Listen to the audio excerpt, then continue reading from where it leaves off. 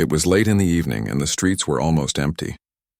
A soft rain had started to fall, tapping lightly against the windshield of her car. The air smelled clean, the kind of calm that comes after a long and tiring day. She had just finished a 14-hour shift, most of which was spent on an undercover operation that had drained every bit of her energy. All she wanted now was to reach home, take a shower and sleep for a few hours before the next call. The road ahead stretched straight for miles, with only the faint glow of street lights breaking the darkness. She turned the radio down low, letting a slow song play quietly in the background. For a few peaceful minutes, she let her mind drift away from the stress of her job. Working as an FBI agent was not an easy life. It meant constant pressure, danger, and long hours away from family and friends. But for her, it was more than a job. It was a purpose, a way to protect people who couldn't protect themselves. As she turned down a quieter street, the flashing red and blue lights appeared suddenly in her rearview mirror. Her first thought was that maybe there was an emergency vehicle behind her. She quickly checked her speed, perfectly normal, and pulled over to the side to let them pass. But the lights didn't move. They stopped right behind her. Her heart sank a little, not out of guilt but confusion. She hadn't done anything wrong. She parked the car and rolled down her window halfway, her hand resting calmly on the steering wheel. A moment later, 2 local police officers stepped out of their cruiser and began walking toward her car. Both had flashlights in hand, shining directly at her windshield. The beam hit her eyes and she blinked a few times, trying to adjust. One officer, a tall man with a sharp tone, tapped lightly on her window and asked for her license and registration. "Of course," she said politely, keeping her voice calm. "Can I ask what this is about?" "Your vehicle was moving a little erratically," the officer said without meeting her eyes.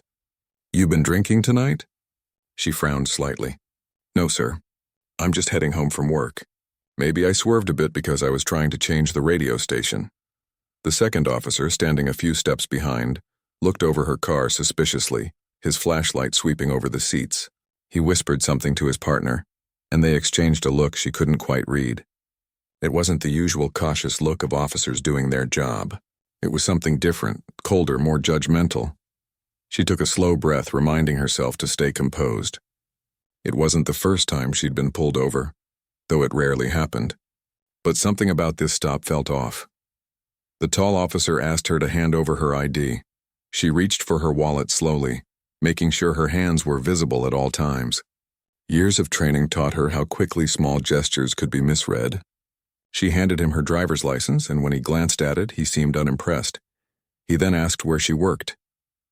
"I work for the federal government," she said simply. That only seemed to annoy him. The federal government? Doing what exactly? She hesitated for a second. Revealing her FBI position wasn't something she liked to do casually. It often changed how people treated her, and sometimes not in a good way. "I'm in law enforcement," she said carefully. The officer gave a short, sharp laugh. "Law enforcement, huh? Everyone says that these days." His tone carried a hint of mockery. The second officer stepped closer now, his flashlight pointed toward the back seat. "You got anything in the car we should know about? Weapons, drugs?" Her patience began to wear thin, but she kept her voice steady. "No, sir. Nothing illegal in my car." The tall officer leaned slightly toward the window. "Mind if we take a quick look?" "I do, actually," she replied firmly. "Unless there's a reason, I don't consent to a search." The 2 men exchanged another glance. The second one muttered something under his breath. "You sure you're not hiding anything?" The first officer pressed. She looked at him directly, her eyes calm but firm. "I'm sure. I know my rights, officer." He didn't like that answer. His expression shifted, irritation flickering across his face. "Step out of the vehicle, ma'am," he ordered. She sighed quietly, her stomach tightening. She opened the door slowly and stepped out into the cool night air. The rain had turned into a drizzle, making small puddles on the ground. She stood beside the car, her hands at her sides, watching the 2 men circle around her vehicle. The tall officer began checking the back seat with his flashlight, even though she had clearly refused permission. The other stayed near her, pretending to keep an eye on her but clearly enjoying the small power trip. "So what kind of law enforcement did you say you were in?" he asked again, his tone mocking. She didn't answer right away. "The kind that believes in following procedure," she said evenly. That made him chuckle. "You sound like one of those FBI types," he said sarcastically. She didn't react. Inside, she wondered if saying nothing was the smarter move.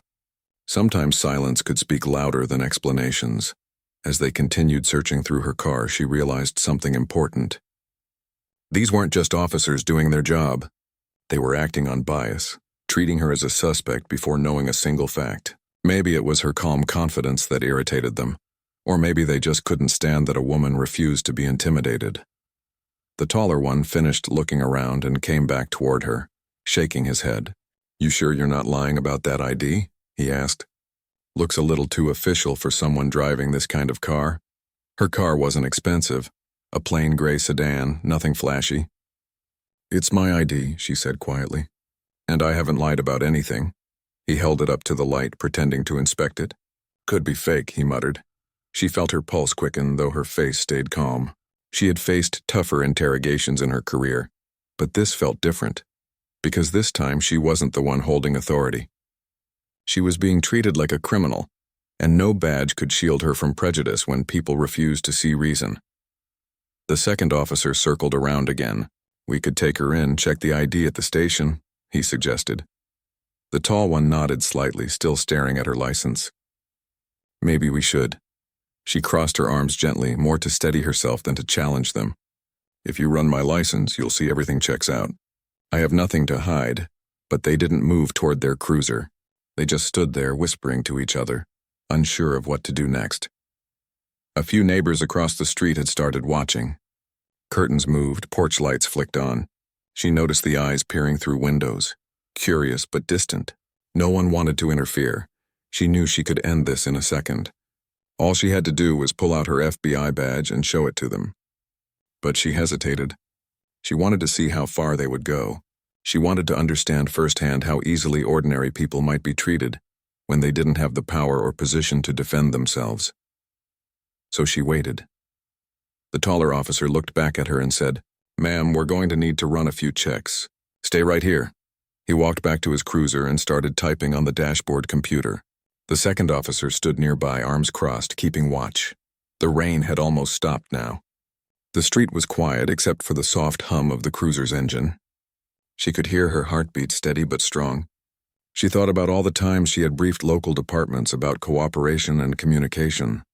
She had always believed most officers wanted to do the right thing. But tonight she was facing the kind who didn't, the kind who let bias cloud their judgment. She took a deep breath and looked up at the cloudy sky. She wasn't angry, just disappointed. In her years of service, she had learned that strength wasn't about shouting or fighting. It was about control, the ability to stay calm when everything around you tests your patience. After what felt like forever, the tall officer returned, clearly frustrated. He hadn't found anything wrong with her record. He handed back her license reluctantly. "Everything seems fine," he said stiffly. She nodded. "I told you it would be." But instead of apologizing, he gave her a long, hard look. "Next time, watch how you drive." She simply said, "I will," and got back into her car. As she started the engine, she could see their reflection in her rearview mirror. Two men still standing there, whispering to each other, confused about what just happened. She drove away slowly, her hands steady on the wheel. The city lights shimmered ahead through the fading rain. She didn't feel fear or relief. What she felt was clarity. Tonight had reminded her of something she'd known all along, that respect, authority, and fairness aren't guaranteed by a badge or a title. They come from within, and though they had tried to treat her like an ordinary suspect, she was far from ordinary. They had no idea who she really was, and not yet, but soon they would. The night after that strange traffic stop, she couldn't sleep.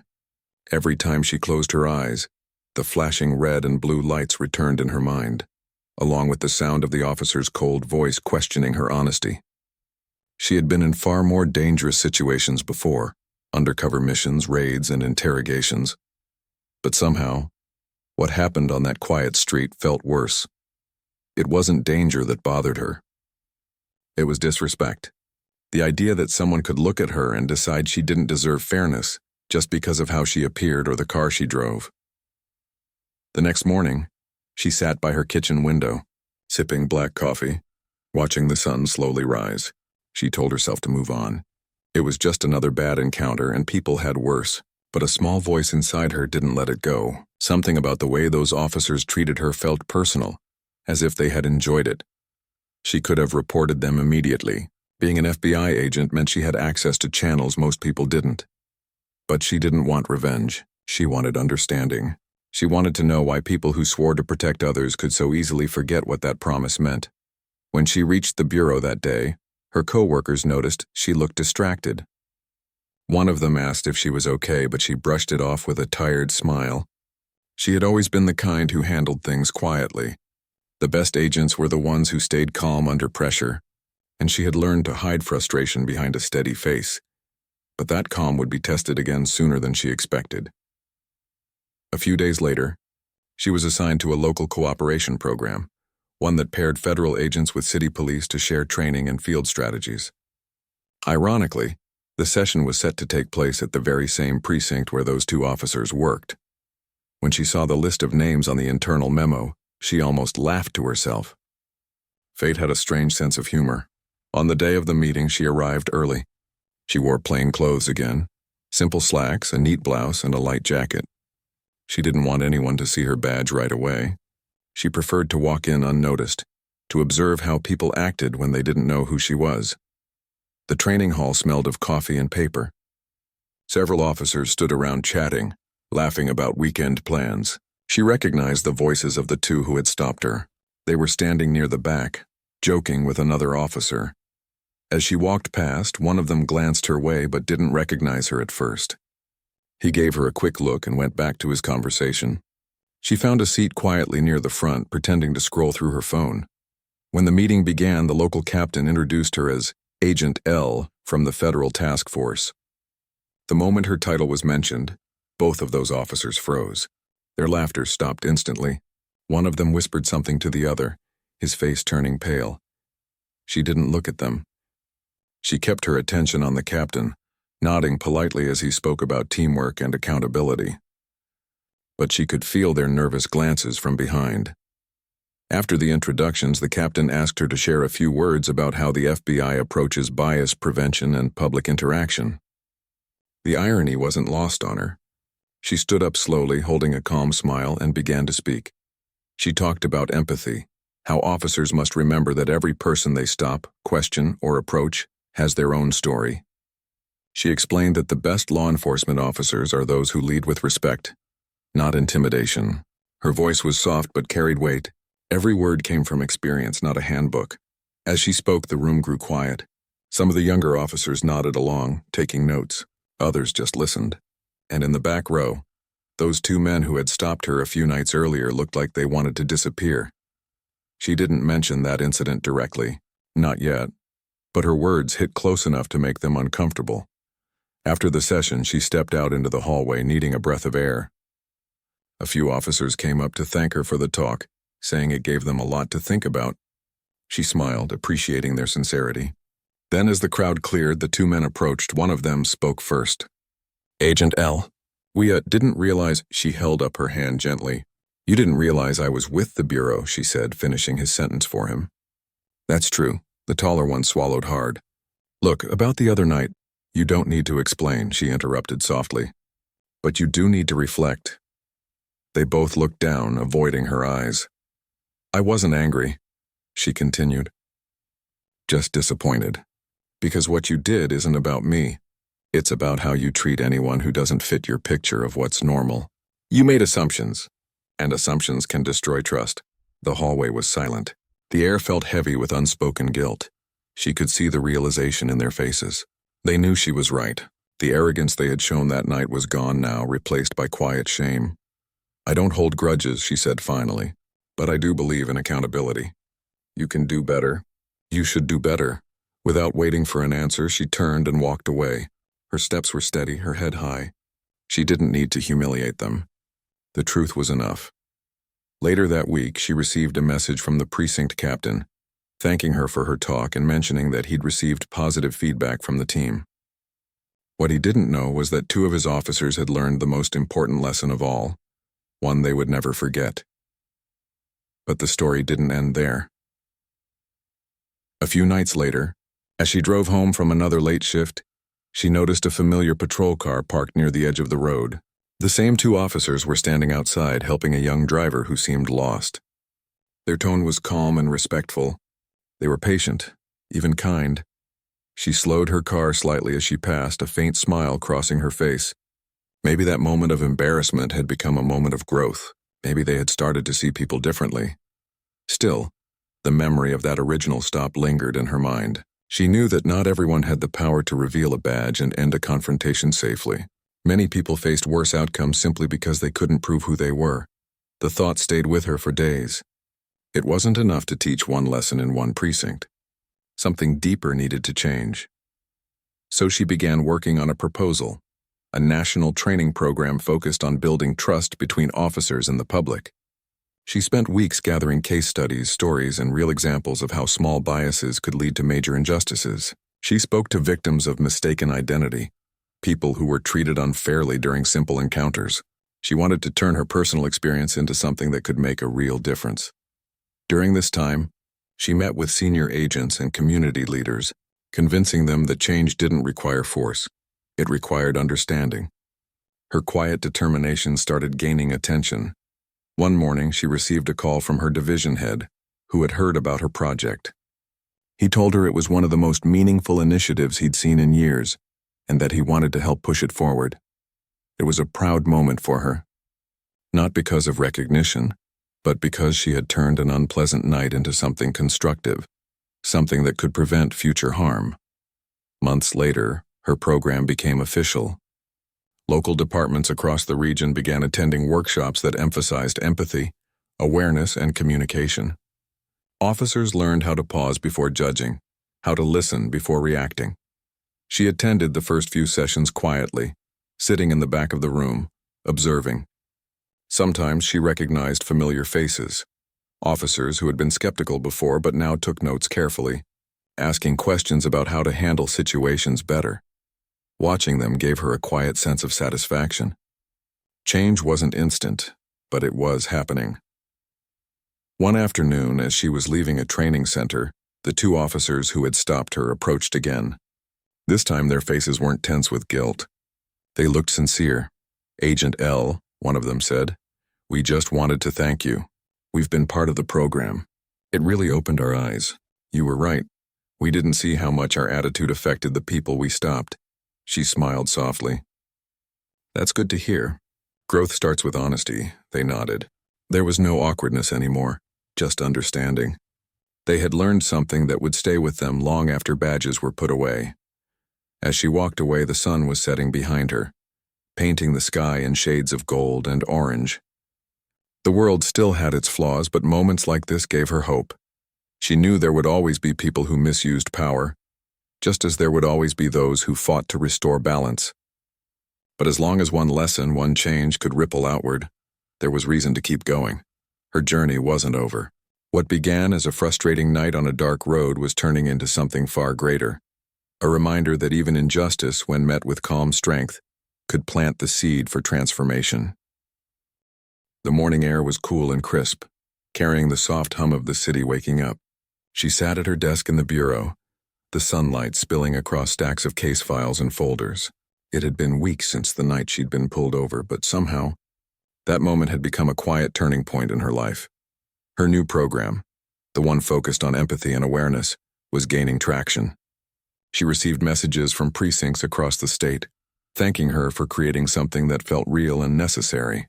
She wasn't someone who sought attention, but knowing that her work was helping others made her proud. That morning, as she sipped her coffee, her supervisor stopped by her office. He was a calm, thoughtful man, the kind who always noticed the small details others missed. "You've been getting quite a bit of attention lately," he said with a faint smile. "I think the director wants to meet with you." She raised her eyebrows. "The director?" He nodded. "He's heard about your training program. Seems he's impressed." Her heart skipped slightly. It wasn't often the director took personal interest in field agents' projects. "When?" she asked. "This afternoon." "His office." She smiled, though her mind started racing. She wasn't nervous, but she knew this meeting could shape the next chapter of her work. When the afternoon came, she walked into the director's office, her posture steady but humble. The director, a man known for his fairness and composure, greeted her warmly and asked her to sit. "I've read your proposal," he began. "It's well thought out." "What inspired it?" She paused for a moment before answering. "A personal experience," she said simply. "Something that reminded me how much trust matters, and how easily it can be lost." He nodded slowly, understanding more than her words said. "We forget sometimes," he replied, "that law enforcement is not just about enforcing rules. It's about humanity." Their conversation lasted nearly an hour. He asked about her vision for the program, where it could go, how it could grow. She spoke from the heart, describing how small moments of bias could spiral into lasting harm and how a change in mindset could save both lives and reputations. When she finished, the director leaned back in his chair. "You have my support," he said finally. "Let's expand this. I'll authorize funding to take it national." For a moment, she couldn't speak. It felt unreal. The project that began as a quiet response to one bad night was now becoming something far bigger. She thanked him sincerely and left the office with a quiet smile, her mind already racing with ideas. In the weeks that followed, she traveled from city to city, meeting local departments, speaking to officers, and helping them implement the new training. Every place was different, but the story felt familiar everywhere. Officers struggling with long hours, public pressure, and misunderstandings that led to mistrust. She didn't judge them. She had seen enough to know that most people who wore the badge started with good intentions, but sometimes the system and the stress changed them. Her goal wasn't to accuse, but to remind them why they joined in the first place. During one of her workshops in a small town, a young officer stood up and asked, "How do we stay patient when people don't respect us?" She thought for a moment before answering. "By remembering that respect doesn't always come first," she said gently. "Sometimes we have to give it before we get it." The room was quiet after that. She could see heads nodding slowly. Her words weren't complex, but they were true. After the session, the same young officer came up to her privately. He told her about a time he had lost his temper during a traffic stop, and how it had haunted him since. He said her talk made him realize he needed to change. Moments like that made the long days worth it. But one afternoon, something unexpected happened that brought the past back to her in an almost ironic way. She was driving through another small city after finishing a session when flashing lights appeared behind her again. For a split second, her heart jumped, a memory flashing through her mind, but she quickly smiled to herself. "Not again," she whispered. She pulled over calmly, rolling down her window as an officer approached. This time it was a young man, maybe in his late 20s, polite and composed. "Good afternoon, ma'am," he said. "You have a taillight out." She blinked in surprise. "Oh, I didn't realize. Thank you for letting me know." "No problem," he said kindly. "Just wanted to make sure you're safe on the road. You can get it fixed at any auto shop." His tone was respectful, almost gentle. There was no hostility, no assumptions, just professionalism. As he started to walk back to his car, she called out, "Officer?" He turned. "You're doing it right," she said. He smiled, not quite sure what she meant, but he nodded and waved before leaving. She sat there for a moment, watching him drive away, feeling a small wave of gratitude. Maybe things really were changing. Later that evening, when she reached her hotel, she received an email from one of the precinct captains she had trained weeks earlier. It said that several officers had started volunteering for community outreach programs, helping rebuild trust between police and residents. Reading that made her eyes sting with emotion. Small changes, small efforts, they were working. As the program grew, she began to receive invitations to speak at conferences. She didn't enjoy public attention, but she went because she knew her message mattered. Each time she told her story in simple words. Not about being a victim, but about being a witness to how easily respect could disappear if not guarded carefully. She always said the same line toward the end of her talks. "Real power isn't shown through control, it's shown through restraint." That line became quoted in several articles about her initiative. But what mattered more to her were the people who came up after every talk. Some in uniform, some not, sharing their personal stories. The good, the bad, and the painful. One evening, after finishing a long presentation, she was packing her notes when she noticed someone waiting quietly near the door. It was one of the two officers from that night months ago. He looked nervous but determined. "Agent L," he said softly when she turned toward him. She nodded, offering a polite smile. I'm glad you came. He took a deep breath. I just wanted to say thank you. I've been through your training twice now. It changed me. It changed how I look at people, how I do my job. I think about that night often and I'm ashamed of it. But I also think it was meant to happen, because if it hadn't, maybe I'd still be the same person I was then. His words caught her off guard for a moment. She saw sincerity in his eyes, and that meant more than any award ever could. I appreciate that, she said softly. Change takes courage. You found it? He nodded and smiled faintly before leaving. She stood there for a moment, thinking about how far everything had come. A moment of injustice had turned into a chain of transformation that reached farther than she ever expected. As she walked to her car, she looked up at the night sky, clear, full of stars. She felt peaceful. For the first time in a long while, she wasn't thinking about what went wrong, but about what was right. When she reached home that week, she found a letter waiting on her desk. It was from the director's office, praising her continued efforts and informing her that her program would soon be implemented in multiple states. The last line read, "One person's calm can change a system's storm." She folded the letter carefully and smiled. The journey wasn't over, but she had proven something important, that even the smallest stand against unfairness could spark something far greater than one could imagine. She thought back to that rainy night.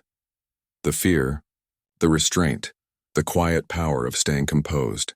At the time, she had felt small, cornered, and helpless. But now she saw it differently. That night hadn't broken her spirit. It had built it stronger. As she sat by her window with a cup of tea, the city lights flickering in the distance, she whispered to herself, sometimes the best way to teach strength is to show patience.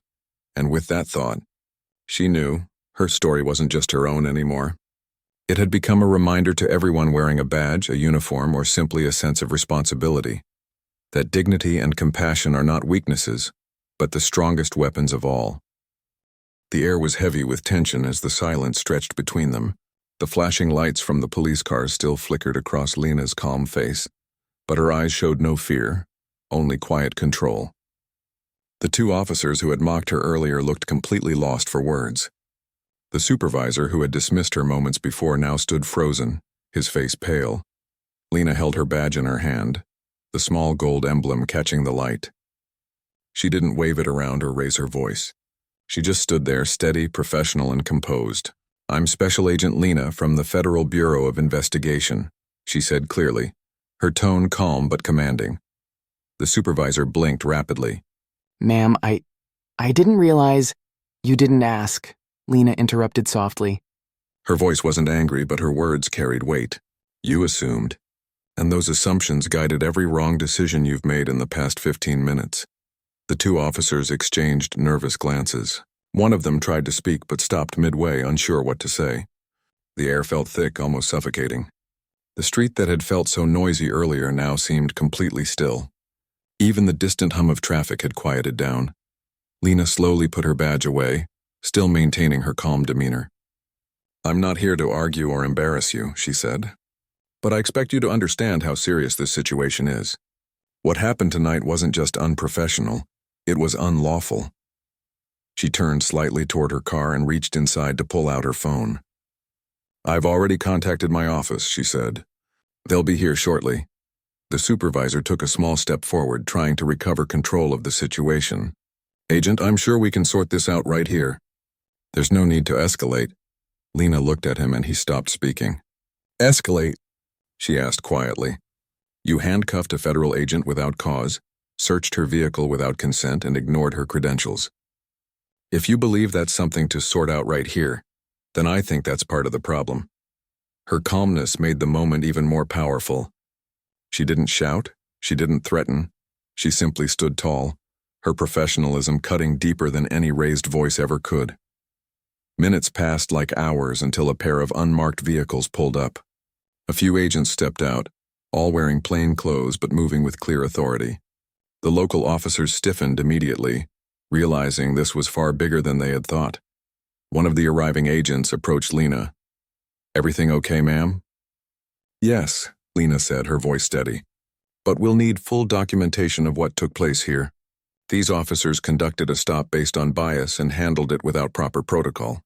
The supervisor swallowed hard. Agent Lena, please, this was a misunderstanding. My officers were just doing their job. No, Lena replied, her tone measured.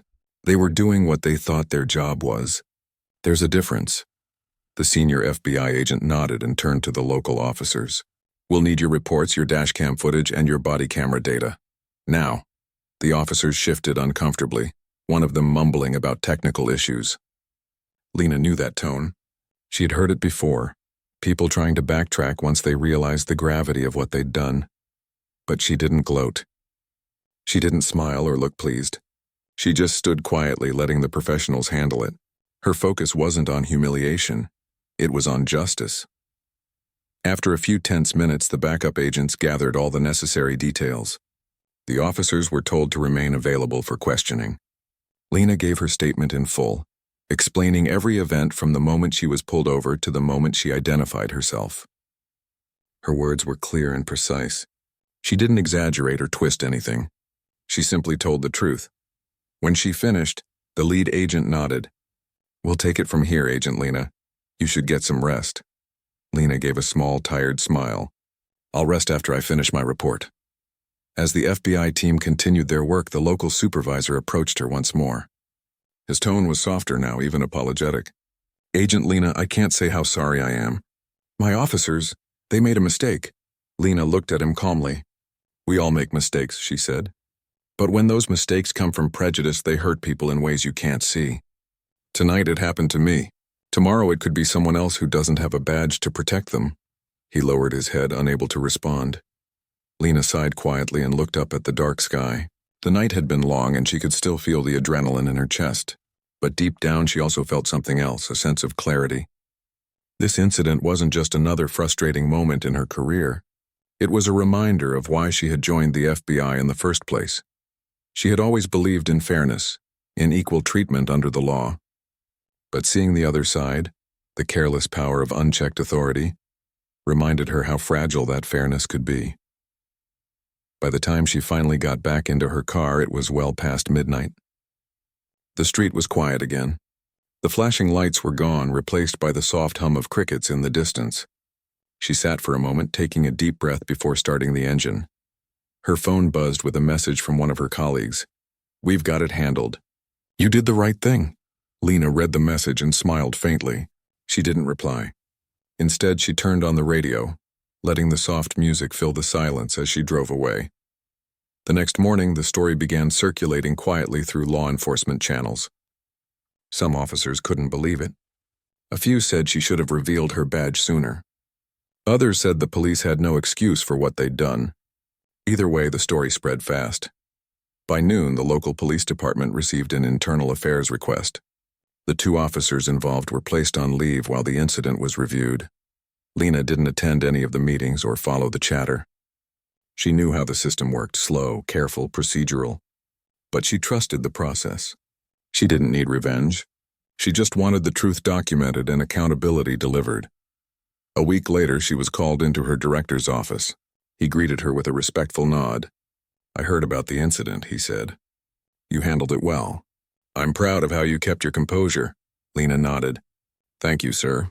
I just did what was necessary. He leaned forward. You know, not everyone could have stayed that calm. You turned a potential disaster into a lesson. She smiled faintly. Maybe. But I wish that lesson didn't have to happen this way. He looked at her thoughtfully. Change often starts that way, through uncomfortable moments. But what matters is that you kept your dignity and showed restraint. Lena appreciated his words, but her mind was still on the bigger picture. She couldn't stop thinking about how many similar stops happened every day. How many people didn't have the same outcome she did. That thought stayed with her long after she left the office. Later that evening, she sat by her living room window, watching the city lights flicker in the distance. She remembered the fear she'd felt for a split second that night. Not fear of being hurt, but fear of being powerless despite her title, her years of service, her integrity. She knew that for many people, that feeling wasn't a moment, it was a constant reality.